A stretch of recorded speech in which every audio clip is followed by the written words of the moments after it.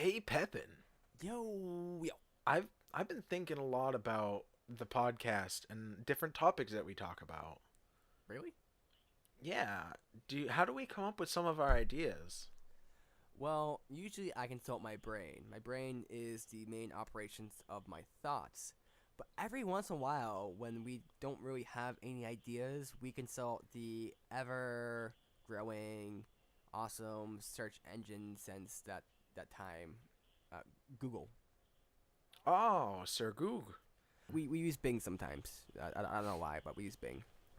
I tried to use Ask Jeeves, but he wasn't available. Was he So off serving someone else? Why was he? yeah, he was serving someone else. Ask Jeeves can only serve one person at a time. Okay, he can't He's multitask. only one man, He Nathan. can't multitask. He's literally just one guy at a computer who Googles things when you search him. That sounds. I don't know. So, I think that'd be a great idea for us to consult Google on this one and see what comes up. Okay, Google, we need to talk.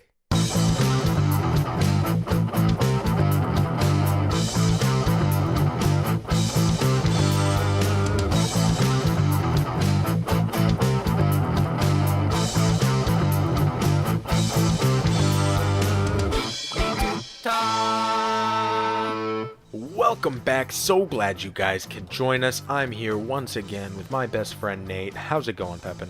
Yo, yo, what's up? Oh, just Googling some stuff. So I Googled podcast topics, and I'm going to go with the first link because that's what you're supposed to do when you Google. And it's from Hectorpreneur, a take on entrepreneur, except Hector. Kind of, Maybe the site was made by a guy named Hector? it's kind of Who dumb knows? pun. Yeah, dumb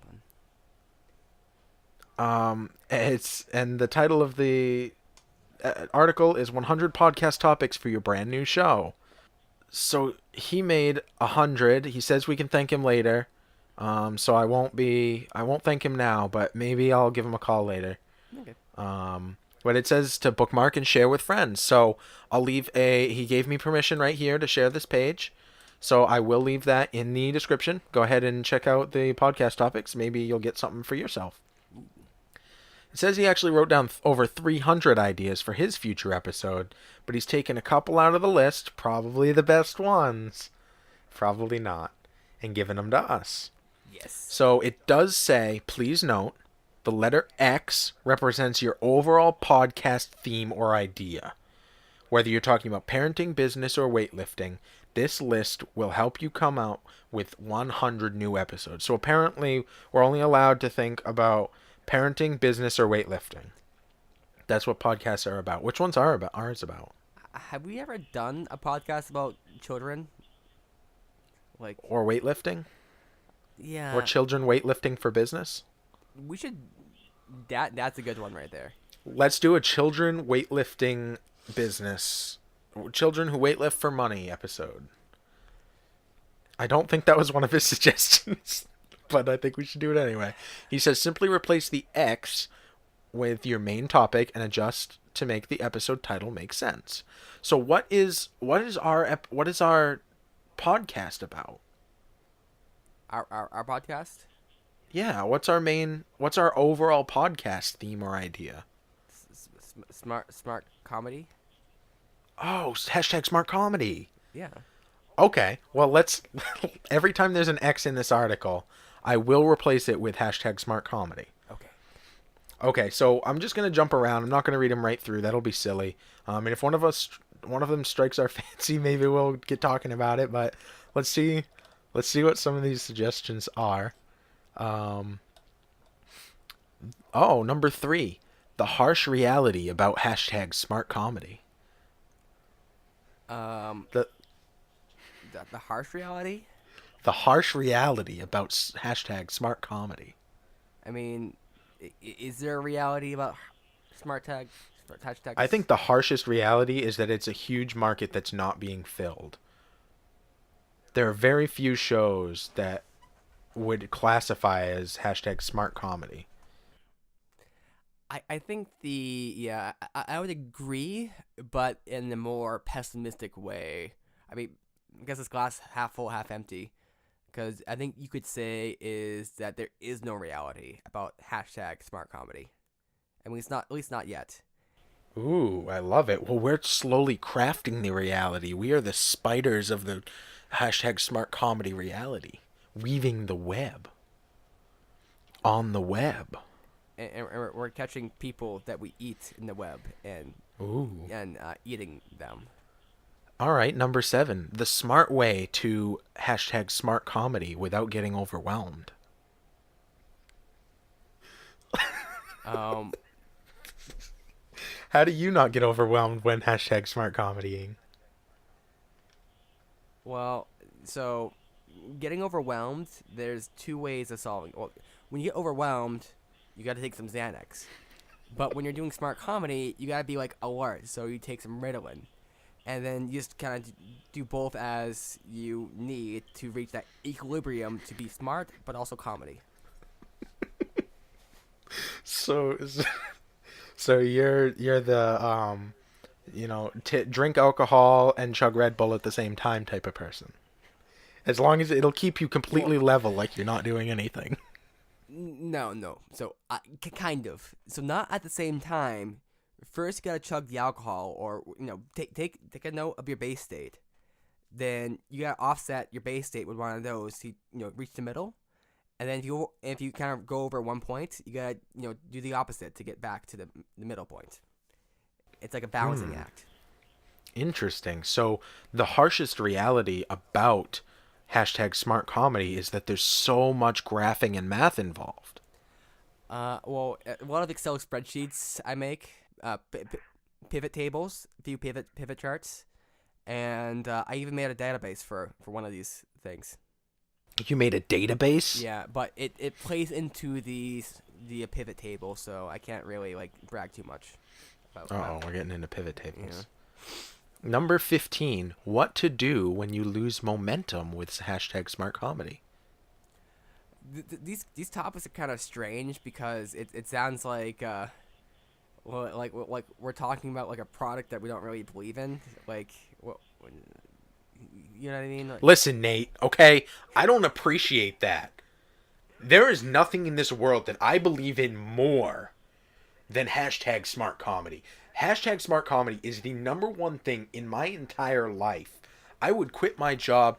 I would slaughter my family before I would give up on hashtag smart comedy. So for you to say that I'm not taking this seriously is not only offensive to me as a person, but to my entire life, to everything that I live for and believe in. And what I do when I lose momentum with hashtag smart comedy is I completely pivot to something way funnier. Like what my day job has taught me about hashtag smart comedy. that was great. I love that. I love that. I'm gonna go with that answer. I like that answer. So what has your day job taught you about hashtag smart comedy? It's taught me that planning ahead is the best way to achieve a punchline. Ah, I see. So you come up with the punchline first and then find a way to build up to it. Yeah, so sometimes I come up with the pun, like I come up with a pun, but the pun's not really useful in any everyday circumstance. So I create a circumstance in which the pun is useful, but the pun has to be somewhat clever. Like I don't know, like dog kind of sounds like frog, and so like a drog, and you know. Ah, I see. So association. But then you have to get the frog and the dog in a story together where you can like kind of mix them up, and it's like, yeah, the frog. And that is smart comedy right there. How about you, Steve? How do you do that question? You don't even remember what the question was.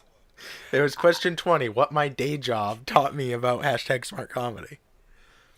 It's a great question. What my day job has taught me about hashtag smart comedy is how to use my voice more than anything. I do a lot of talking on the phone, and through doing so, you don't have your your physical reactions and your facial expressions and your body language and your sex appeal to go with. All you have is your voice. You have to get across the things that you want to say through your body, through your face, through your sex appeal, all with just your voice. And I think it's a beautiful thing. I think it's a great way to go about creating this aura of who you are on a podcast using only your voice, and it really leads to smart comedy in the long run. It's kind of interesting that the thing I pick is like my brain, and then the thing you pick is like your physicality. It's like A David and Goliath story. um, I'm who's David. Goliath here? I mean, I guess I'm big, muscular. Well, actually, was Goliath muscular or was he just tall? He was a giant. He was just a large man. I would assume that means he is also very strong. Okay. Yeah, I'm pretty strong, so that makes sense. So I think we should now pivot. We've made it to number 25, which I will read before we pivot, and then we'll do a quick switch. So number 25, how to handle negativity / critics in your life. How do you handle negativity and critics, Nate? What about when somebody let's take those a little separate, because they are pretty separate. I don't know why you would include those as the same. I think that's very misleading to say that all critics are negative or all negativity is critic. So let's start with negativity. How do you handle negativity in your life? So I'm going to double back on your separation there, because I think for at least for me, they're handled by the same methodology. Ah, So for me, the question is this criticism, is this negativity valid? What purpose is it serving? And what purpose could this have in my life? So there's a chance that someone's just being a jerk, and they're being a jerk just to be a jerk. But there's also the chance that someone has a point, and that point might actually help you out. And, there's confirmation bias, and there is those cognitive biases. That's another episode. But that can interfere with your thinking and your beliefs and everything, and how you perceive different aspects of whatever you're doing. But it's like the question is do they have a point? Is what they're saying making sense? And so something that could actually help me, because a lot of times people might tell you that something is bad with yourself, and it might feel like, oh man, the person's just being a jerk, but maybe they're not being a jerk. Maybe they actually have a point. Maybe they're telling you the truth, and you don't like the truth because it hurts. It's like you've been in the dark for too long, and now that the person's pulled the blinds, your eyes are just adjusting to the light, and it hurts. you see, But there's also a chance the person is just a jerk, and so you have to use, I think, rationality to figure out what this negativity, what this criticism means, and how you can go forward. And you can approach it any way you want. It could be the case that the criticism is something you don't really care about. So maybe you're making some kind of pasta, and the person says, "Oh, you shouldn't do that way, because that way it's not going to taste that great. It's much better if you do it this way." But you think the way you do it's fine. Yeah, you can admit it tastes better, rationally. Like they even show you make it for you. It tastes a little bit better, but the way you do it's fine, and it takes a little bit less time, or maybe whatever. You can make that decision, but you can analyze and kind of make that decision for yourself, whether it's worth it to take that criticism or not. Cut the negativity out if it's just bullying or people being mean.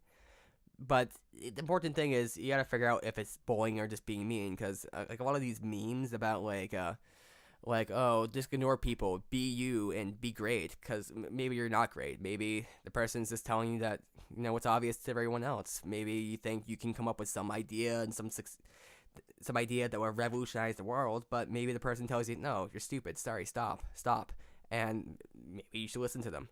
But if that person's just being a jerk and there's really jealous of your ambition, then in that case, block them on Facebook, block them on Messenger, block them on text, stop talking to them, get them out, or don't talk about that thing with them because it's not gonna help you. It's just their personal thing interfering with yours. Interesting. Well, I like it. I want to continue reading. We're a quarter of the way through them. Um, I think we should pivot from smart comedy to talking about cocaine. Ooh, cocaine. Is this like the energy drink or the drug or like the metaphor of cocaine in the modern life? The drugs. Oh, okay. So let's start right out. I will replace all the X's with cocaine. All right. So how to start saying no to achieve more with cocaine. So how I would take how I would suggest that is saying no to doing the cocaine so that you can achieve more by selling the cocaine. It's really going to give a boost to your popularity and of course your bank account and your connections. Who doesn't want to be completely connected in the dark seedy underbelly of the underground world of cocaine? And eventually maybe you'll even get to selling cocaina. I mean, speaking of seeds, there's that parable about the farmer not selling their seed crop because they starve or they have less of a crop in the future. And I think maybe with cocaine, saying no to doing it and selling it might actually net you more cocaine in the future, which will help you be more productive in the future. I love it. I love it. So say no now so you can do more with cocaine in the future. That's beautiful, Yeah. Nate. Number 23. Why you need to unplug from the web and how it helps with cocaine.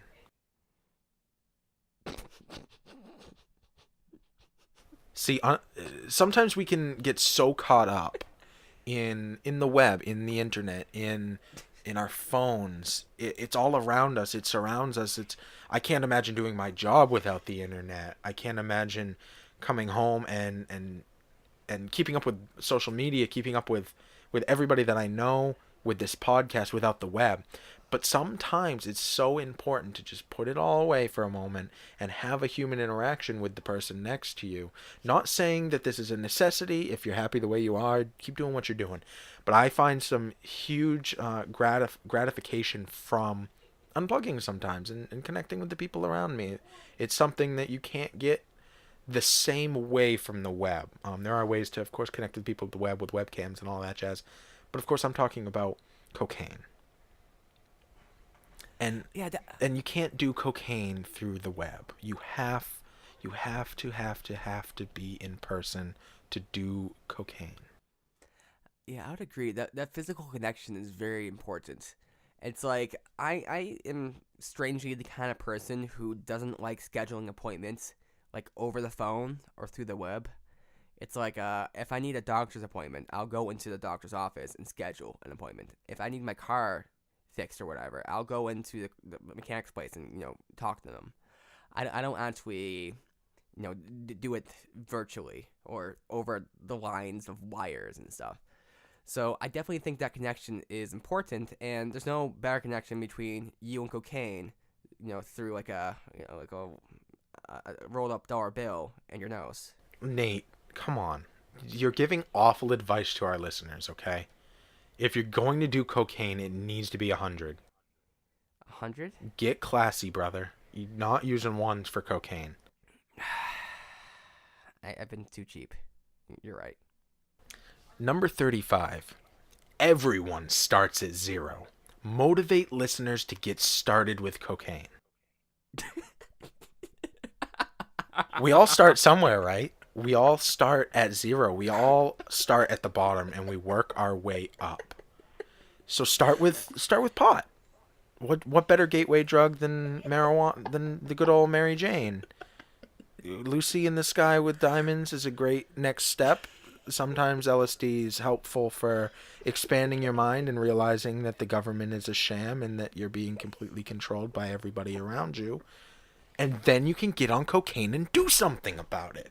It's time to start the process. You can make it to cocaine, but you need to start with pot, get your connections and work your way towards cocaine. You don't go to your pot dealer and say, "Hey, you got any coke?" You kind of hint about it. Maybe you touch your nose a little bit. Maybe you bring him some flour and say, "Hey, look at all of this white in a bag," and just see what happens.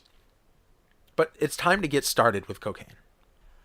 As a little tip for people trying to get started, a way to know if somebody is into cocaine is, find your pot dealer, right, and get to know him a little bit, and try to get to know some other dealers. And the one who sells cocaine and who uses cocaine, you'll find out pretty quickly, because they always have a little sniff on one side of their nose. They'll always be slightly running, and they'll always be going. If they're sniffing, it's time to make a purchase.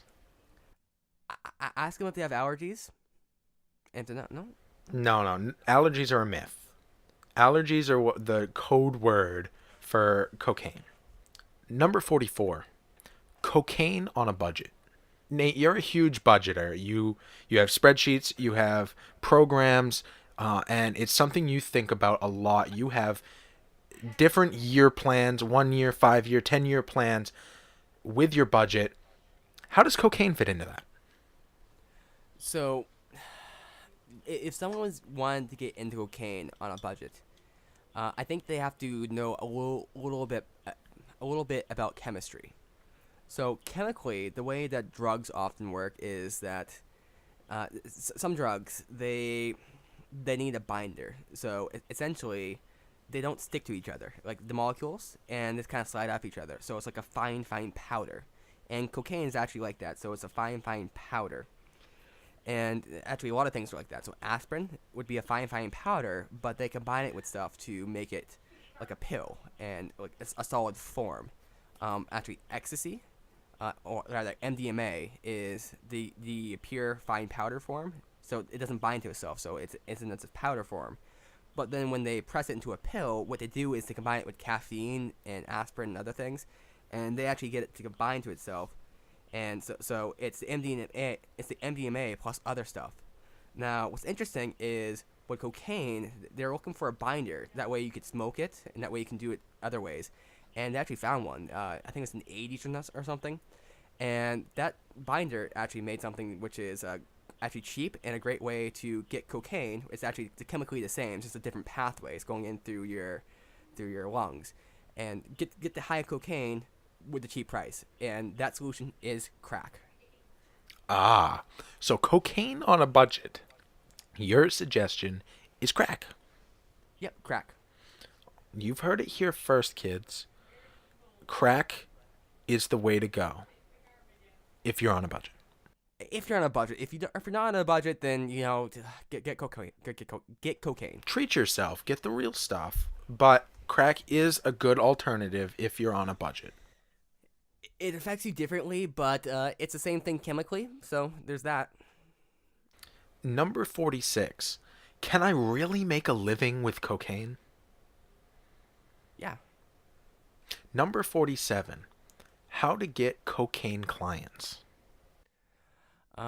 Just tell them that you're selling cocaine, and the word will spread. Great places to pick up clients. People, what are cocaine clients looking for? They're looking for an up, right? They're looking for a way to focus. They're looking to get shit done. They're looking for a good time. I'd say coffee shops, great place. Libraries. People are going to the library. You know why? Because they wanna learn. They wanna expand their horizons. You know what else expands your horizons? Snorting coke up your nose. Another great place, the DMV. Everyone's standing around. No one's getting anything done. Where they're all like, "Man, I wish that this would go faster." You know what makes things go faster? A little bit of cocaine in your nose. Strip clubs. That's a lot of cocaine going on there. Strip clubs, not a good place to get clients, Nate. You know why? Because it's already there. There's already somebody selling at the strip club. You're stomping on their territory. You're going to get stomped on your face. Don't sell cocaine at strip clubs. Outside strip clubs, great place to. Great place to sell cocaine. Okay, I can see that point. You are completely right. And number 50, the final one that we're going to talk about here today, this will be a two-part episode. I'm just letting everybody know, including you, Nate. The fear of success. Tell me about that, Nate. Are you afraid of success? Kind of. I mean, it's not really a fear, but it's more a contemplation of the negative aspects of success. Because with success comes more responsibility. And more responsibility just means we're dealing with more shit, of course. It's like you can be like a really great parent, and you could be a successful parent. So a parent who takes care of the kid really well. The kid is awesome, blah blah blah.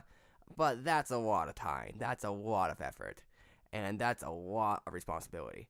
And so there's actually a fear in being a great parent, I guess.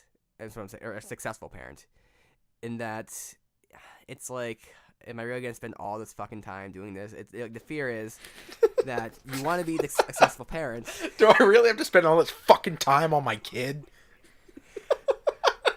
But the fear is, like, if you don't do that, you're gonna fuck your kid up, right? Oh boy.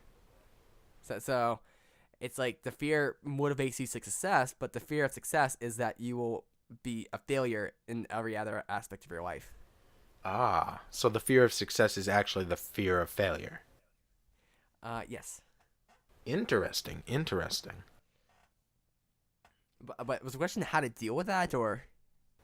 No, it was just the fear of success. What about that you reach what you were considering to be success, but it wasn't what you thought it was, and it lets you down? Or you get to success, and then where do you go? You just devoted all this time and energy into accomplishing this task. You made it. Now what? What's your life about? And what I have to say to that is there's always cocaine. This has been #SmartComedy. We need to talk.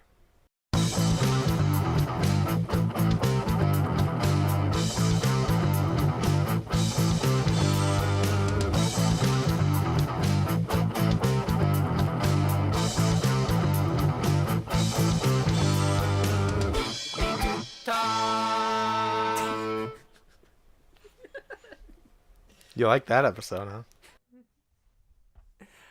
I think it started out kind of iffy, but then it got better as it went on. Once I brought cocaine in, got way better.